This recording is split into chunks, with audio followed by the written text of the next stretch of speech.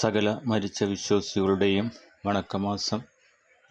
പ്രിയ സഹോദരങ്ങളെ, ഇന്നേ ദിനം നമ്മിൽ നിന്നും മരണമടഞ്ഞ നമ്മുടെ മാതാപിതാക്കൾക്കായി നമുക്ക് പ്രാർത്ഥിക്കാം. പിതാവേ, ഞങ്ങൾക്ക് ജീവനും വിശ്വാസവും പകർന്ന ഞങ്ങളുടെ മാതാപിതാക്കളുടെ ആത്മാക്കൾക്കായി ഞങ്ങൾ പ്രാർത്ഥിക്കുന്നു. മാതാപിതാക്കൾ നിൻ്റെ നിത്യസ്നേഹത്തിൽ വിശ്രമിക്കട്ടെ. ആമേൻ.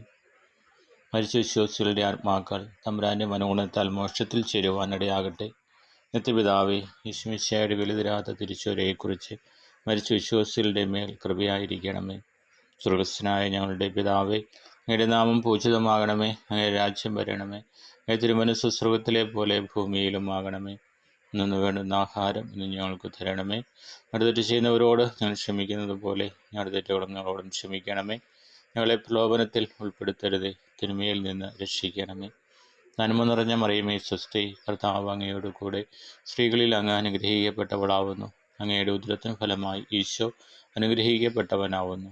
പരിശുദ്ധ മറിയമേ, തമ്പുരാൻ്റെ അമ്മേ, പാപികളായ ഞങ്ങൾക്ക് വേണ്ടി ഇപ്പോഴും ഞങ്ങളുടെ മരണസമയത്തും തമ്പുരാനോട് അപേക്ഷിച്ചു കൊള്ളണമേ. ആമേൻ.